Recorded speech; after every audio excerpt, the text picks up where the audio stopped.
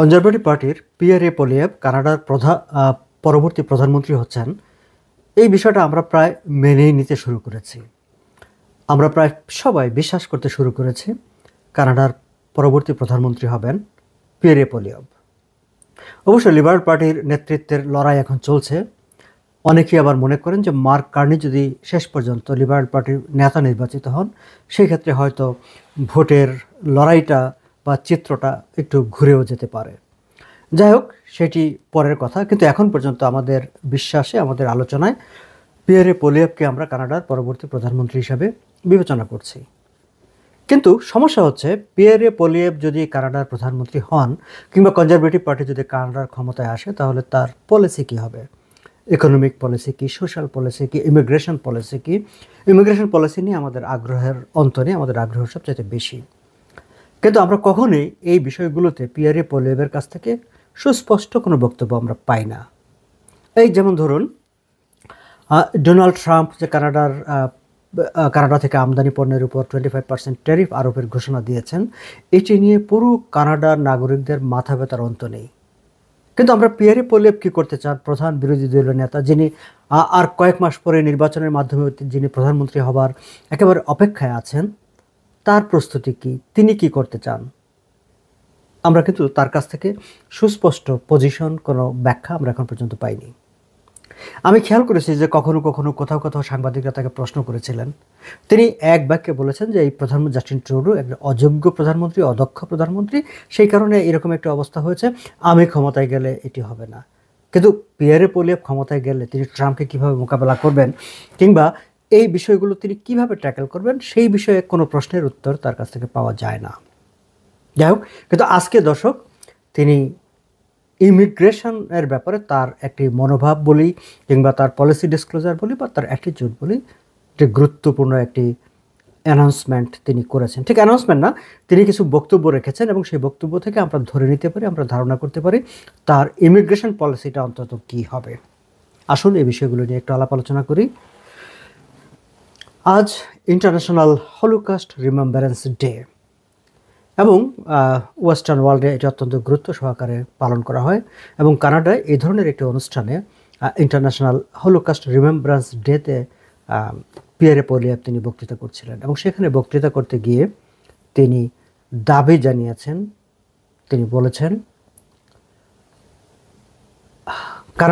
কানাডাতে করে imported violent criminal activity তিনি দেখতে চান না। খেয়াল করবেন, তার শব্দটি হচ্ছে imported violent criminal activity. Imported মানে কি? আমরা তো প্রোডাক্ট ইম্পোর্ট করি, কিন্তু ভায়োলেন্ট অ্যাক্টিভিটি, অপরাধ, আমরা ক্রিমিনালিটি, ক্রাইম আমরা কি ইম্পোর্ট করি?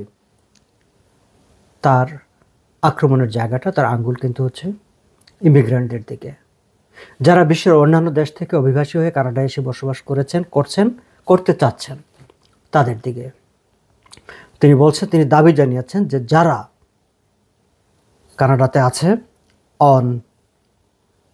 On a permit or a visa,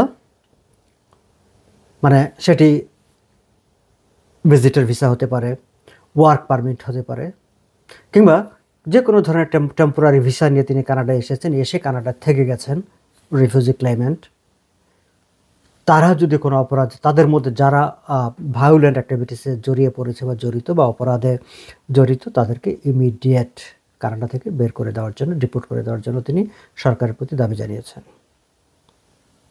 এবং আমরা ধরে নিতে পারি যে এটি আসলে তার একটি পলিসি, যে তিনি যদি প্রধানমন্ত্রী হন বা কনজারভেটিভ পার্টি যদি ক্ষমতায় আসে, তাহলে মানে ইমিগ্রেন্ট যারা non Canadian citizen, not born in Canada, তাদের যদি কোনো ধরনের ক্রিমিনাল অ্যাক্টিভিটিস, ফৌজদার ক্রিমিনাল অফেন্সে তাদের বিরুদ্ধে অভিযোগ প্রমাণিত হয়, তাদেরকে কানাডা থেকে বের করে দেওয়ার একটি পজিশন তার আছে।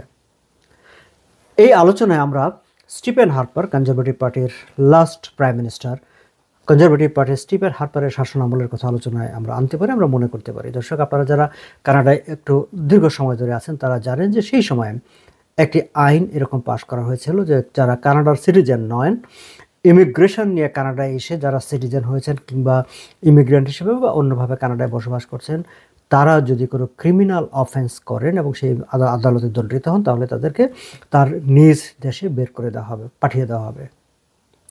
এখন বাইবর্ন কানাডিয়ান সিটিজেন যদি একই অপরাধ করে তাহলে কানাডিয়ান আইনে তার বিচার হবে, কিন্তু কোনো ইমিগ্রেন্ট যদি একই অপরাধ করে তাহলে তাকে তার দেশে, তিনি যে দেশ থেকে এসছেন, even though he is the citizen of this country, তিনি অনেক বছর কানাডা থেকে সিটিজেন হয়েছেন, তিনি কানাডার ট্যাক্স দিচ্ছেন, কানাডার আইন কানুন নিয়ম কানুন মেনে চলার শপথ গ্রহণ করেছেন, তা সত্ত্বেও তাকে বিচারের জন্য তার দেশে ফেরত পাঠানো হবে। এবং সেই আইনটি করার পর এটিকে মানে ইমিগ্রেন্টদের সেকেন্ড ক্লাস সিটিজেন হিসাবে দেখা হচ্ছে বলে একটি অভিযোগ তোলা হয়েছিল, এবং পরের নির্বাচনে সব ইমিগ্রেন্টরা সংঘবদ্ধ হয়ে লিবারেল পার্টির পিছনে, জাস্টিন ট্রুডোর পিছনে দাঁড়িয়েছিল, এবং স্টিফেন হার্পার সেবার নির্বাচনে হেরে গিয়েছিলেন। আজকে পিয়ারে পোলিয়েভ যে বক্তৃতাটি করলেন, সে বক্তৃতায় ঠিক স্টিফেন হার্পারের সেই নীতিমালাটিকে তিনি আবার ফিরিয়ে আনবেন বা আনতে চাচ্ছেন, তার একটা ইঙ্গিত পাওয়া যাচ্ছে। আমি যদি ঠিক আজকের বক্তৃতার আরেকটু ইলাবোরেট করি, তিনি সেখানে বলছেন যে 2023 সালের 7ই অক্টোবর, আপনাদের খেয়াল আছে যে ইসরায়েলে হামাস অতর্কিতে হামলা করেছিল, অসংখ্য মানুষকে মানে ইসরায়েলিদের, ইনোসেন্ট ইসরায়েলিদের খুন করেছিল, হত্যা করেছিল, এবং অনেককে জিম্মি করে ধরে নিয়ে গিয়েছিল, যার পরে এই গাজায় ইসরায়েল পাল্টা আক্রমণ করে এবং মানে কচু কাটার মতো করে মানে নির্বিচারে নারী, শিশু, মানুষ, ইনোসেন্ট মানুষকে দিনের পর দিন তারা সেখানে হত্যা করেছে। আন্তর্জাতিক রাজনীতিতে এই যে ইসরায়েলিরা সেখানে পাল্টা হামলা করে গাজায় এত মানুষকে হত্যা করেছে, তার চাইতেও তাদের আলোচনা অলওয়েজ গুরুত্ব পায় যে হামাস সেখানে আক্রমণ করেছিল, আক্রমণ করে কিছু ইনোসেন্ট মানুষদেরকে মেরে ফেলেছিল।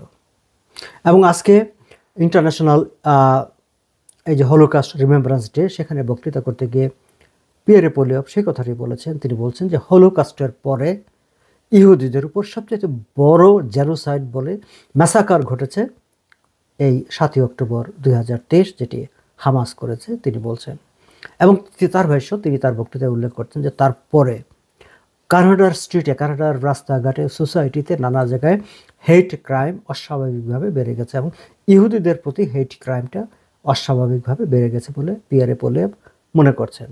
এবং তিনি একটি পরিসংখ্যান দেওয়ার চেষ্টা করছেন যে 2007 সালের 7ই অক্টোবরের আগে এটার ইনক্রিজ ছিল প্রতি বছরে 100%, কিন্তু তারপরে 251% হেট ক্রাইম টুয়ার্ডস ইহুদি বেড়ে গেছে। এবং তিনি বলছেন যে কানাডাতে ইহুদি একটা খুবই স্মল একটা কমিউনিটি, কিন্তু তাদের উপর এইভাবে ক্রমাগত হেট ক্রাইম, অপরাধ, ক্রিমিনালিটি এইসব তিনি চলছে। এবং তিনি বলছেন যে আমরা কেবল নিন্দা করি, শুধু নিন্দা করলে হবে না, এর বিরুদ্ধে অ্যাকশান নিতে হবে। এবং এই যে ফেডারেল গভর্নমেন্ট কোনো অ্যাকশান নিচ্ছে না, ইনঅ্যাকশান, তার বিরুদ্ধেও আমাদের ব্যবস্থা নিতে হবে, পিয়ারে পোলিয়েভ বলছেন। আমি যদি তার বক্তৃতাটা হুবহু কোট করি, তিনি বলছেন যে we must deport from our country any temporary resident, খেয়াল করবেন, we must deport from our country any temporary resident that is here on a permit or a visa that is carrying out violence or hate crime on our soil. আমাদের মাটিতে হেট crime কিংবা কোনো অপরাধ করছে, কিন্তু সে এসছে কীভাবে? এসেছে অন পারমিট অথবা on a visa, say temporary resident, তাদেরকে অনতিবিলম্বে কানাডা থেকে ডিপোর্ট করে দিতে হবে। এখন তিনি বলছেন টেম্পোরারি যারা রেসিডেন্ট তাদেরকে। স্টিফেন হার্পারের যে পলিসি, সেই পলিসিতে ছিল ইভেন ইমিগ্রেন্টস, যারা ইমিগ্রেন্ট হিসাবে যারা এসেছে এই দেশে, তারা যদি এই কোনো ক্রিমিনাল অফেন্স করে, সে প্রমাণিত হয়, তাদেরকে বের করে দেওয়া হবে। তবে এখন বিরোধী দলের থেকে তিনি শুধুমাত্র উল্লেখ করেছেন যে যারা টেম্পোরারি রেসিডেন্ট, হয়তো ক্ষমতায় যাওয়ার পর সেটি টেম্পোরারি রেসিডেন্ট থেকে ইমিগ্রেন্ট হয়ে যাবে। ইমিগ্রেশনের ব্যাপারে পিয়ারে পোলিয়েভ এর আগেও টুকটাক কথাবার্তা বলেছিলেন, যেমন তিনি স্পষ্ট করেছেন যে কী পরিমাণ ইমিগ্রেন্ট, পার্মানেন্ট রেসিডেন্ট কিংবা নানাভাবে ইমিগ্রেন্ট কানাডা নেওয়া হবে, তার সরকার, তিনি যখন সরকার গ্রহণ নেবেন, সেটি নির্ভর করবে যে আসলে কানাডা কি মানে স্বাস্থ্য সেবা, স্কুলিং, হাউজিং, থাকা খাওয়ার অবস্থা সব কিছুর সঙ্গে তিনি এটাকে ট্যাগ করে দেবেন। সো এখানে যাতে কেউ এসে মানে একটা কেওয়াস তৈরি না হয়, অর্থাৎ বর্তমানে যে একটা অবস্থা তৈরি হয়েছে যে ভারী ভাড়া পাওয়া যাচ্ছে না, স্কুলগুলো ওভার ক্রাউডেড হয়ে গেছে, হাসপাতালে অপেক্ষা করতে হয়, হেলথ কেয়ারের জন্য গিয়ে মানে মানুষ সুযোগ সুবিধা পাচ্ছে না, এরকম একটা অবস্থা যাতে না হয়, সেই জন্য তিনি, তার মানে হচ্ছে, তার ইন্ডিকেশনটা হচ্ছে যে তিনি ইমিগ্রেশনটাকে লিমিটেড করে দিবেন। তার সঙ্গে এখন তিনি যোগ করে দিলেন যে অপরাধের সঙ্গে যারা জড়িত হবে তাদেরকে দ্রুত ডিপোর্ট করে দিতে হবে, কিংবা তিনি এসে ডিপোর্ট করে দেবেন। দর্শক, ঠিক এই প্রসঙ্গে আমরা আমাদের পাশের দেশ মার্কিন যুক্তরাষ্ট্রের ডোনাল্ড ট্রাম্পের কিছু অ্যাকশনের কথা আমরা যদি আলোচনায় আনতে পারি, আমার মনে হয় যে আমরা এমনিতে মোটা দাগে বাইরে থেকে জানি যে ডোনাল্ড ট্রাম্প আমেরিকা থেকে অবৈধ অভিবাসীদেরকে বের করে দেওয়ার চেষ্টা করছেন। ইয়েস, তিনিও কিন্তু গত সপ্তাহে একটা এক্সিকিউটিভ অর্ডার ইস্যু করেছেন। সেইখানে বলা হয়েছে যে নন US citizen involved in terrorism or hateful ideologies, খেয়াল করবেন যে কেবলমাত্র যে টেরোরিজম মানে কেবলমাত্র যে ক্রিমিনাল অফেন্সে যারা জড়িত তারাই নয়, তার বাইরে ট্রাম্পের অবস্থাটা কিন্তু আরও একটু কঠিন, যে যারা টেরোরিজম অ্যান্ড হেটফুল আইডিওলজি, এখন কোনো পলিটিক্যাল পার্টি তারা মনে করে যে এই পলিটিক্যাল পার্টিগুলো বা এই আইডিওলজিগুলো হচ্ছে হেটফুল, এই আইডিওলজিগুলো হচ্ছে যে টেরোরিজমকে উৎসাহিত করে, সো তাদেরকে ডিপোর্ট করে দেওয়ার, বের করে দেওয়ার এক্সিকিউটিভ আদেশ অলরেডি ডোনাল্ড ট্রাম্প জারি করে দিয়েছেন। এবং ডোনাল্ড ট্রাম্পের এই যে আদেশ, তার সঙ্গে ডোনাল্ড ট্রাম্পের এই যে পজিশন, সেই পজিশনের সঙ্গে পিয়েরে পোলিয়েভের যে আজকের বক্তৃতা, সেই বক্তৃতার আমরা একটা মিল খুঁজে পাই। তিনিও সেখানে বলছেন যে টেরোরিজম আর হেটফুল আইডিওলজি যারা অনুসরণ করে বা যারা ধারণ করে তাদেরকে ডিপোর্ট করে দেওয়ার জন্য অলরেডি তিনি আদেশ জারি করে দিয়েছেন। He is the president of the country. কিন্তু পিয়েরে পোলিয়েভ তিনি বিরোধী দলীয় নেতা, তিনি আগামীতে প্রধানমন্ত্রী হতে চান, হওয়ার আলোচনায় আছেন। তিনি বলছেন যে নন রেসিডেন্ট আর টেম্পোরারি রেসিডেন্ট ইন কানাডা যারা এসছেন on visa or on permit, তারা যদি কোনো ক্রিমিনাল অফেন্সে, ক্রিমিনাল অ্যাক্টিভিটিসে, ভায়োলেন্ট অ্যাক্টিভিটিসে ইনভলভ হয়, তাহলে তাদেরকে অনতি বিলম্বে ডিপোর্ট করে দিতে হবে। সো দর্শক, আমরা কনজারভেটিভ পার্টির এবং আগামী দিনের প্রধানমন্ত্রী হিসেবে যাকে ভাবা হচ্ছে পিয়েরে পোলিয়েভ, অন্তত ইমিগ্রেশন সম্পর্কে তার যে পলিসি কি হতে পারে বা তার কি পজিশন, তার একটা ধারণা পেলাম আমরা আজকে তার এই ইন্টারন্যাশনাল হলোকস্ট রিমেম্ব্রেন্স ডে উপলক্ষে যে বক্তৃতাটি তিনি দিয়েছেন সেই বক্তৃতায়। আজ এই পর্যন্তই দর্শক, সামনে অন্য কোনো ভিডিওতে লিবারেল পার্টির leadership race, provincial Ontario provincial পার্লামেন্টের ইলেকশন, ইকোনমি, সামনে আবার ব্যাংক ইন্টারেস্ট রেট কাটের সময় আসছে, এই সবগুলো নিয়ে আমি পরবর্তী ভিডিওগুলোতে আলোচনা করব। নিশ্চয়ই আপনারা আমার সঙ্গে থাকবেন।